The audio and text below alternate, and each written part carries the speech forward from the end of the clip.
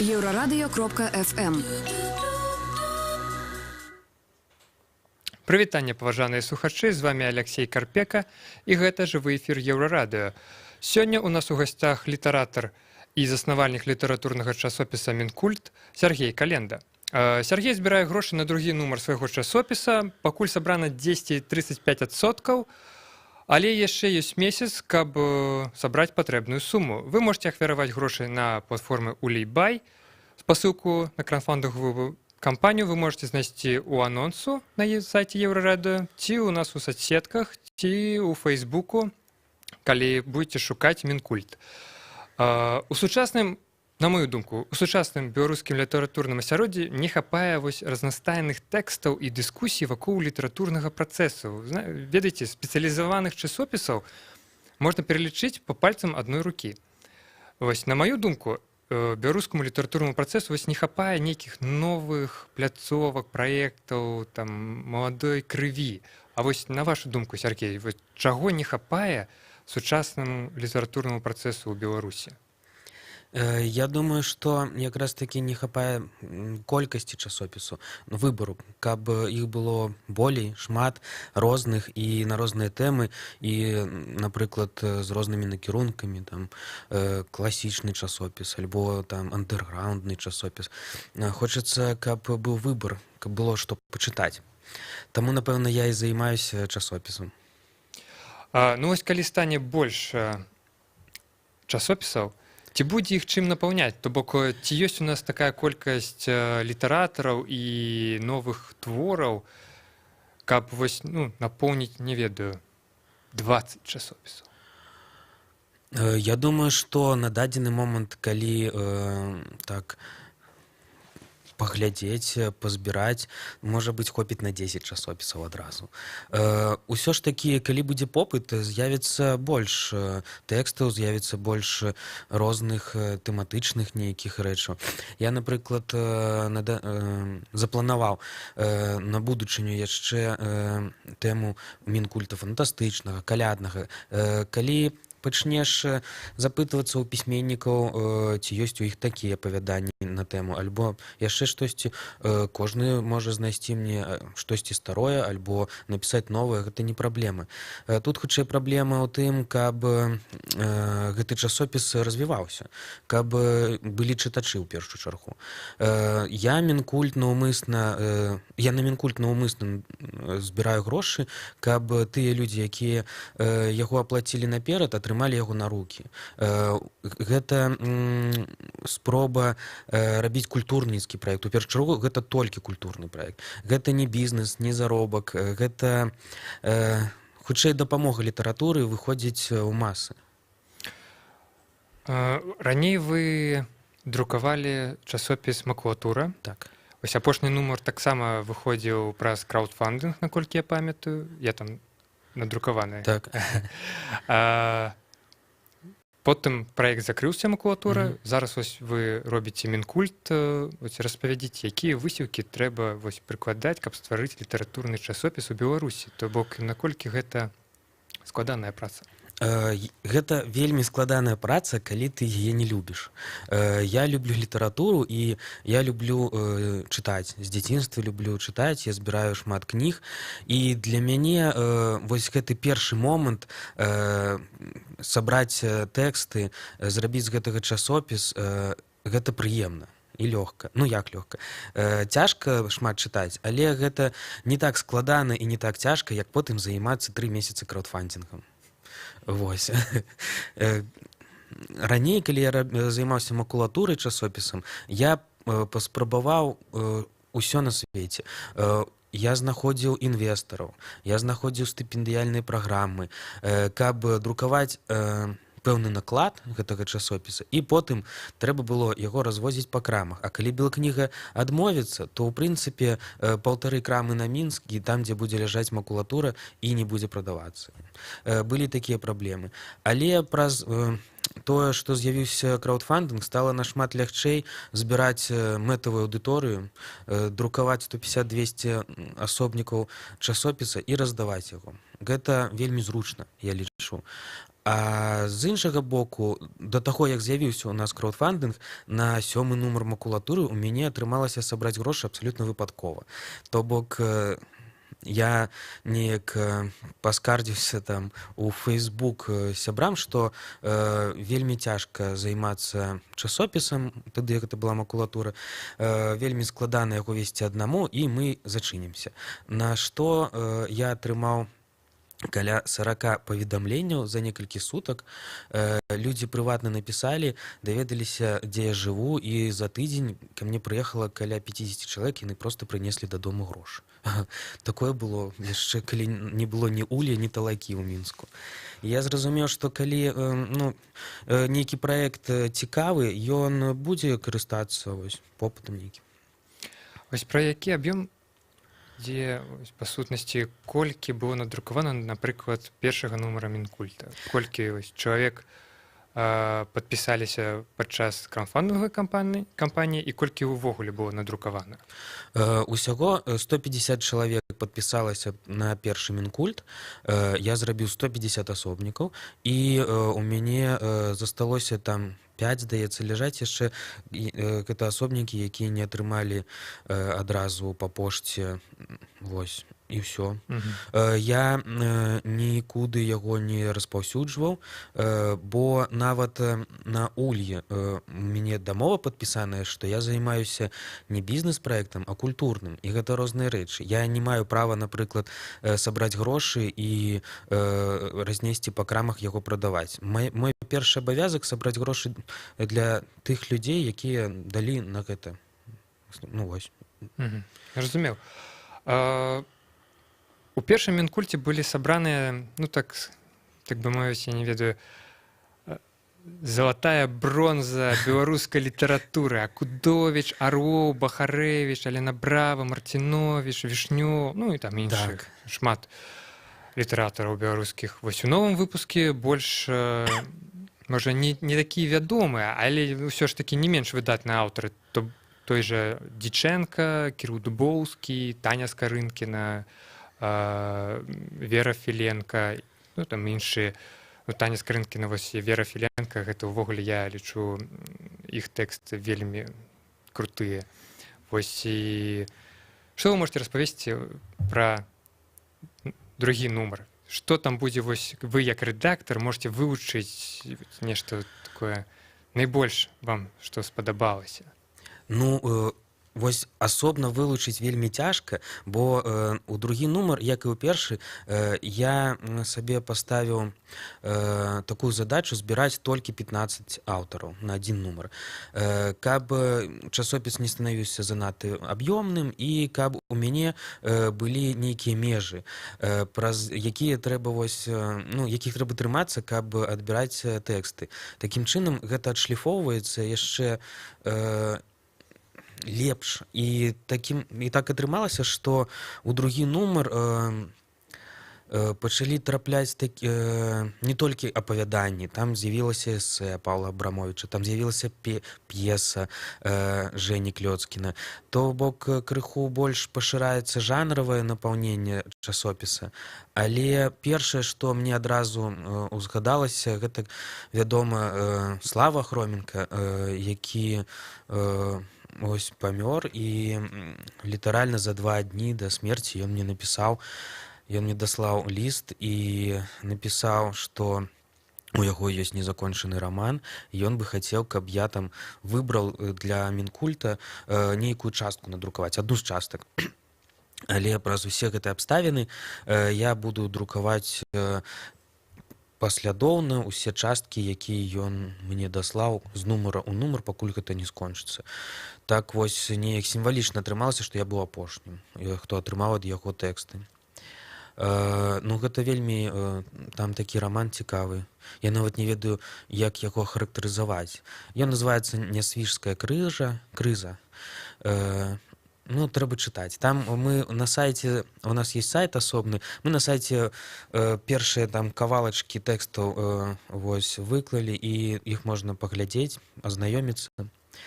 Што яшчэ мне спадабалася? Ну, мне ўсе тэксты спадабаліся. Было вельмі цяжка некаторыя адбіраць, бо давялося не ўключыць у часопіс некалькі таксама класных тэкстаў, бо абмежаванне было 15. Праз што я вельмі перажываў, але я спадзяюся, што гэтыя аўтары не надта моцна на мяне пакрыўдзіліся, тым болей, што гэта быў вельмі цяжкі выбар. Разумею. Зараз будзем размаўляць пра грошы. На першы нумар вы збіралі крыху больш за 2000 рублёў. Так, я збіраў на першы нумар 2300. Так. На другі нумар ужо 3800. Так. Вось што адбылося, чым выклікае павелічэнне сумы? Больш асобнікаў? Не. Я заклаў сабе кошт аднаго нумара, гэта 15 рублёў, і гэта не мяняецца. Пакуль што мне, як друкарня кажа, так і застаецца. 15 рублёў за асобнік. Справа змянілася такім чынам, што на другі нумар я яшчэ збіраю ганарары пісьменнікам. Мне усе мае пісьменнікі, сябры, яны заўжды мяне падтрымліваюць проста так, бесплатна і гэтак далей, але я лічу, што трэба іх працу пачынаць аплочваць. Гэта не вельмі добра і прыгожа, калі яны мне дапамагаюць, а я не. Таму у гэтую суму 3800 я заклаў ганарары 15 аўтарам, і плюс трэба ўлічваць, што пэўны адсотак забірае сабе улей. Так. Сама платформа краўдфандынгавая. Каля 10%. Яны гэта... Каля 10%. Неплохо. Недзе так. Вось вы ўжо казалі, што у першым нумары была толькі там мастацкая проза, вось у другім больш ужо разнастайная жанрава, то бок там і эсэ, і п'есы. Чаму вы вырашылі пашыраць усё гэта? І ці чакаць у трэцім нумары, калі ён будзе, яшчэ далей, можа, нешта? Гэта пачало атрымлівацца само па сабе. Неяк лагічна. Мы, калі першы нумар пачыталі, выдалі, пагарталі, з'явілася ідэя, што на старонках не хапае дыскусіі нейкай. Не хапае, напрыклад, і таксама драматургіі, і шмат хто мне казаў, што трэба фармат часопіса толькі проза пашыраць і дадаваць паэзію, але з гэтым я пакуль што не згодны. Мне падабаецца, што часопіс накіраваны толькі на прозу, тым болей, што у прозе я разбіраюся. З паэзіяй мне складаней нашмат.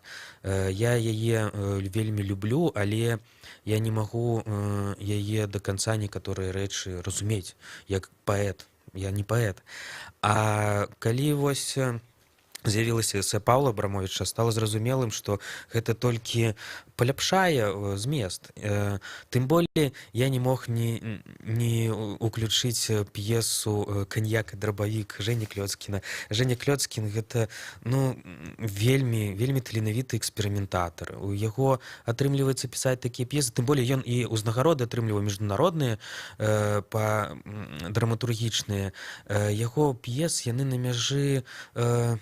Я нават не ведаю, з чым параўнаць. Там ёсць і нейкі трэці погляд увогуле на жыццё, і ёсць нейкі своеасаблівы здаровы трэш, і нешта ад Бекета. Ён майстар ствараць абсурд у першую чаргу.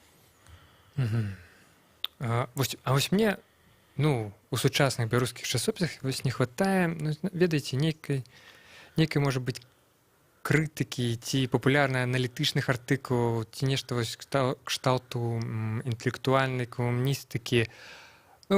Адразу прыгадваецца Жбанкоў, напрыклад, ці вось Алеся Адамовіч. Але нам трэба перарвацца.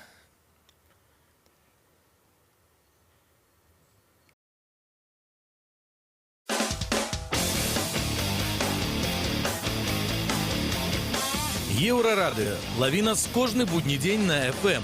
Раніцай о 6 і ўвечары о 23. У Гродні на хвалях радыёрацыя 98,1 FM. У Брэсце 99,2 FM. Даведайся пра галоўныя падзеі дня з праграмаў «Петарда» і «Еўразум».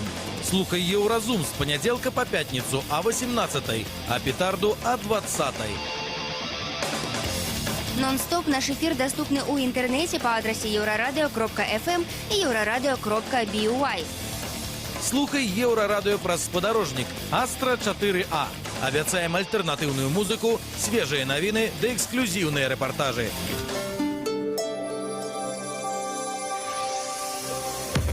Еўрарадыё. Час ведаць, што адбываецца. Пры мікрафоне Ганна Балаховіч і кароткі выпуск навінаў. На палях саміту Еўразійскага эканамічнага саюза ў Нур-Султане Александр Лукашенко правёў сустрэчу з Уладзімірам Пуціным. Яны абмеркавалі паглыбленне двухбаковай інтэграцыі. Паведамляецца, што кіраўнікі Беларусі і Расіі даручылі ўрадам да 21 чэрвеня знайсці агульныя падыходы па ўсіх пытаннях інтэграцыі. Пасля гэтай даты Лукашенко і Пуцін зноў сустрэнуцца для грунтоўнага і падрабязнага абмеркавання ўсіх расійска-беларускіх пытанняў, а таксама далейшага сістэмнага ўзаемадзеяння. Дырэктара гаспадаркі пад Рагачовам, дзе галадаюць свінні, забралі сілавікі. Паводле інфармацыі Тутбай, праверкай у гаспадарцы займаецца аддзел па барацьбе з эканамічнымі злачынствамі Гомельскай абласной міліцыі. Летась у выніку засухі выдаўся неўраджай збожжа, а закупіць кармы у прадпрыемства не хапіла грошай. У выніку 60-тысячнае пагалоўе свіней памірае з голаду. Па словах работнікаў, дырэктар гаспадаркі не вінаваты ў гэтай сітуацыі, бо працуе на пасадзе толькі 5 месяцаў. Гэта значыць, што ён не ўдзельнічаў у нарыхтоўцы кармоў. Са свіслачы прыбралі смярдзючую субстанцыю, цяпер на яе месцы плаваюць качаняты. Субстанцыя атручвала навакольнае паветра амаль 10 дзён. Па словах мясцовых жыхароў, збавенне прыйшло толькі пасля таго, як удалося звязацца з намеснікам начальніка арганізацыі Мінска-чыставод Людмілай Малакоўскай. Нагадаю, што субстанцыя, што смярдзела фекаліямі, з'явілася каля берага Свіслачы ў раёне кавярні «Маяк» у суботу 18 траўня. Увечары таго ж дня супрацоўнікі МНС агарадзілі яе бонамі, каб не дапусціць распаўсюджвання ў рацэ, пакуль не будуць гатовыя аналізы. Нягледзячы на тое, што ўжо на наступны дзень стала вядома, што субстанцыя небяспечная, яна так і заставалася на месцы. Служба інфармацыі Еўрарадыё.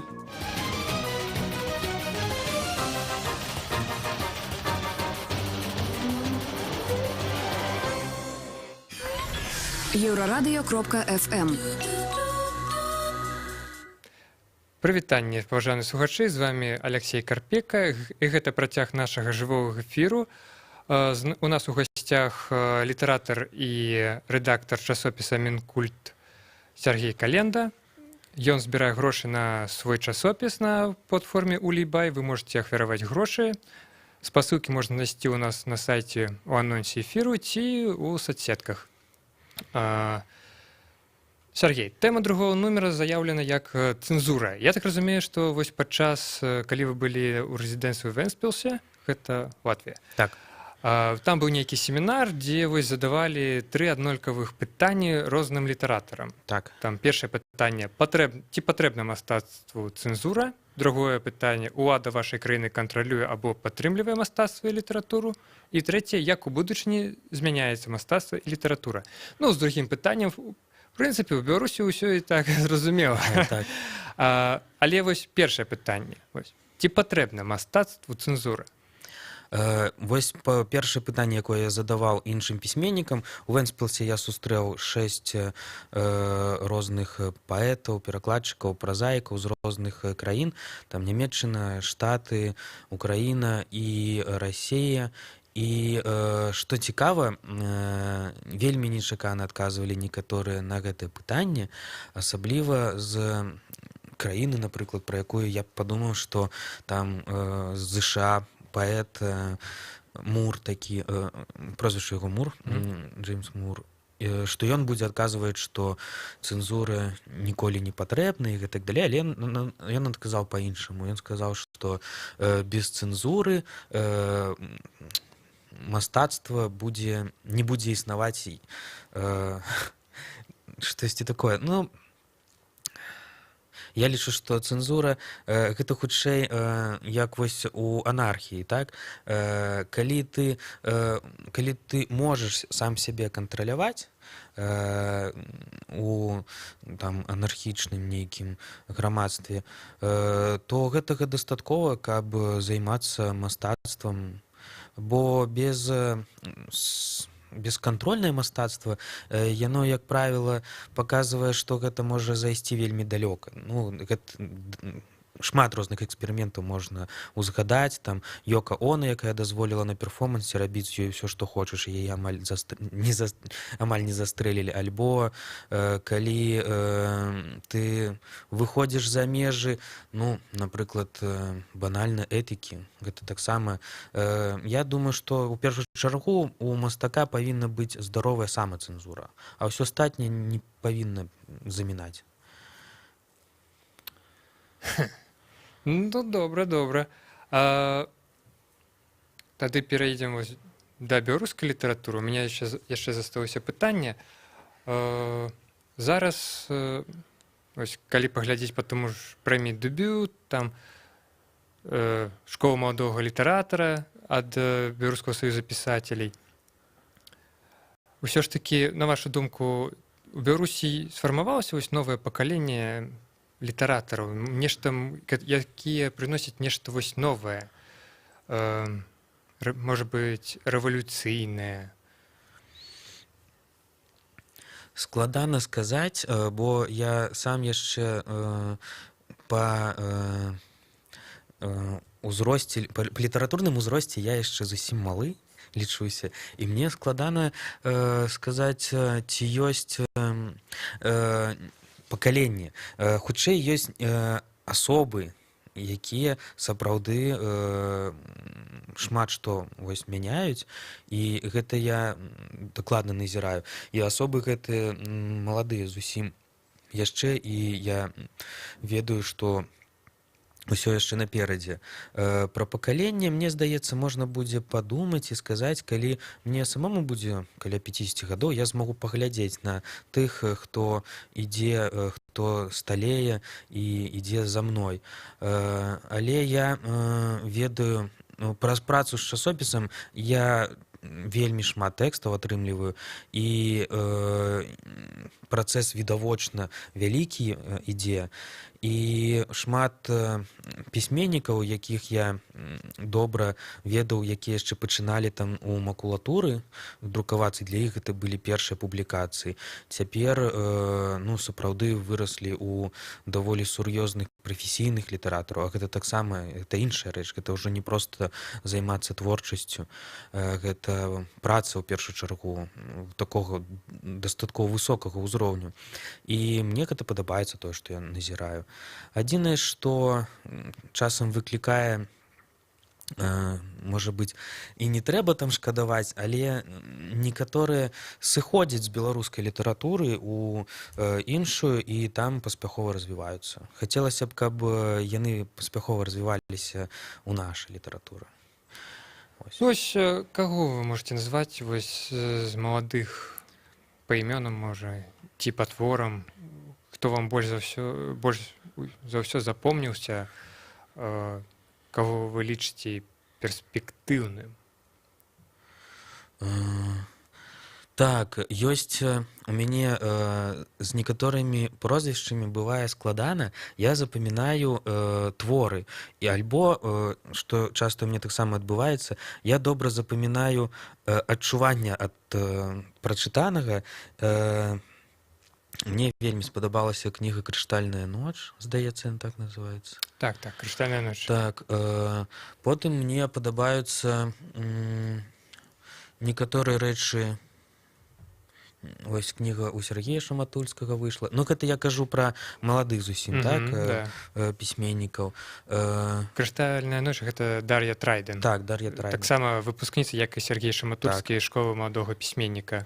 Мне падабаецца вось гэтая тэндэнцыя са школамі. Яна дапамагае накіраваць сваю літаратуру, свае думкі, сваё пісьмо у неяк упарадкаваць гэта ўсё.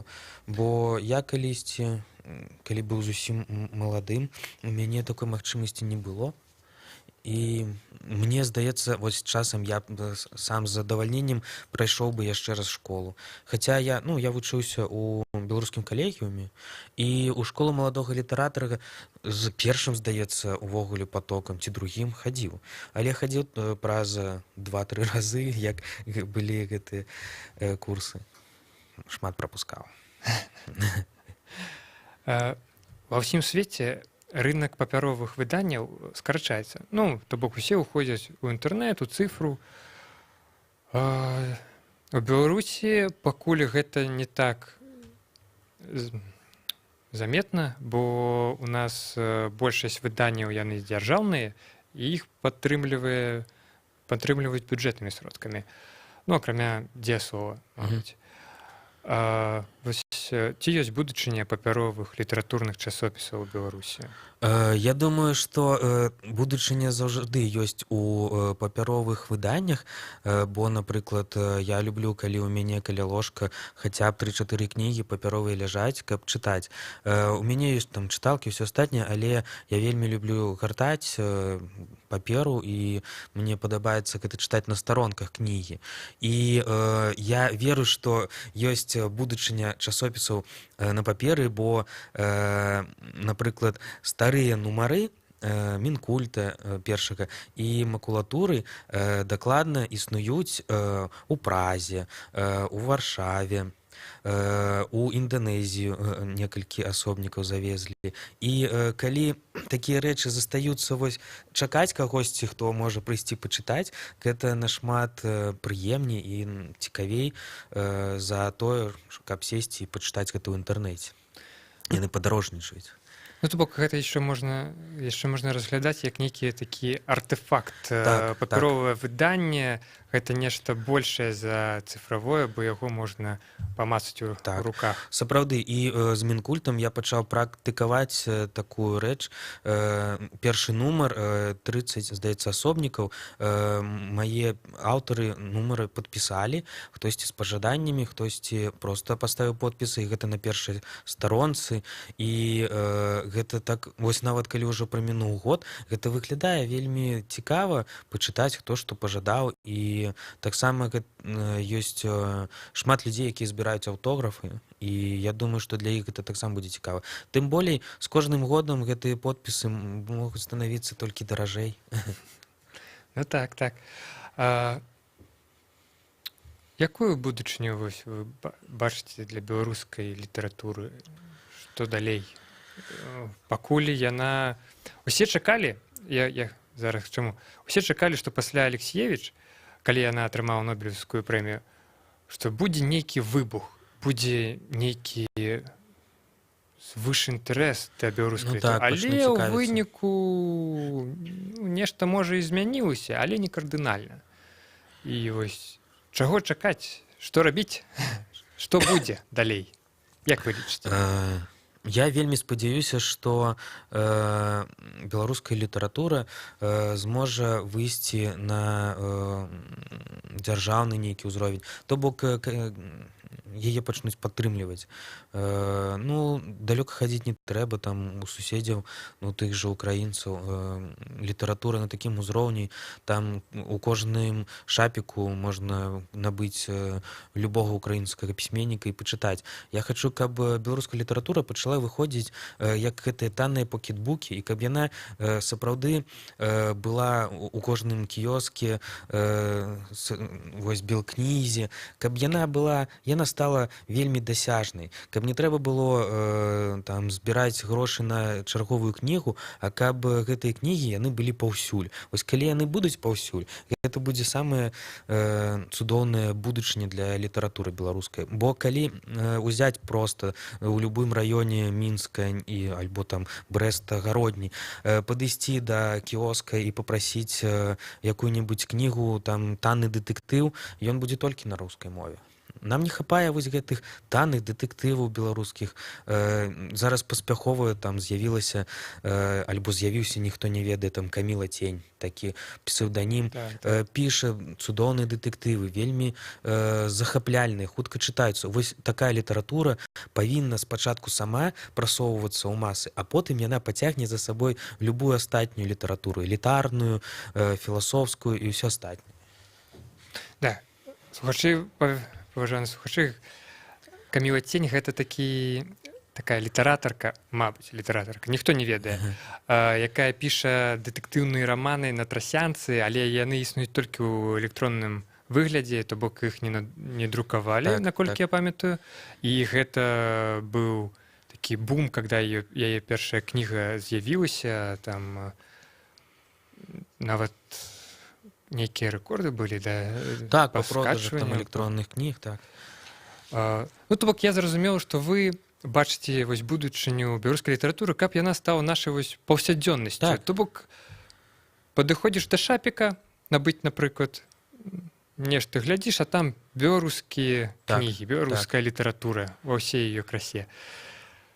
Ну, гэта вельмі аптымістычна. Так. Будзе спадзявацца, што так яно і будзе.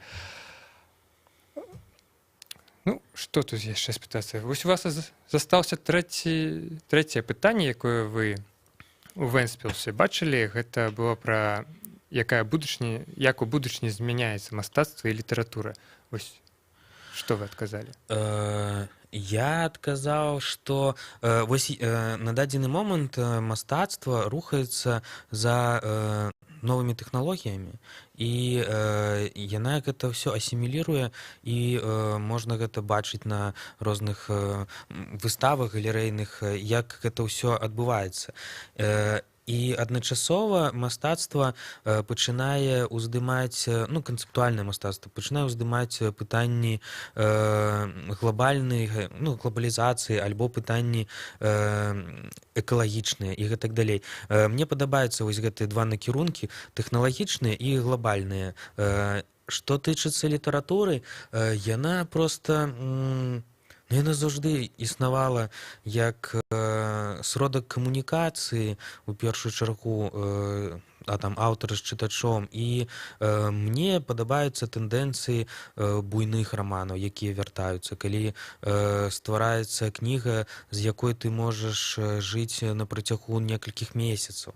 Вось там гэты пісьменнік шведскі так пачаў пісаць тэндэнцыі Альгерда Бахарэвіча «Сабакі Еўропы», і я вось зноў пачынаю набываць кнігі таго ж Жюль Верна, Эдгара По раман набыў, яго адзін раман.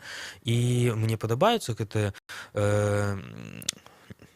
калі ты нікуды не спяшаешся і табе распавядаюць гісторыю вельмі проста, але з нейкім такім сяброўскім нейкім тонам.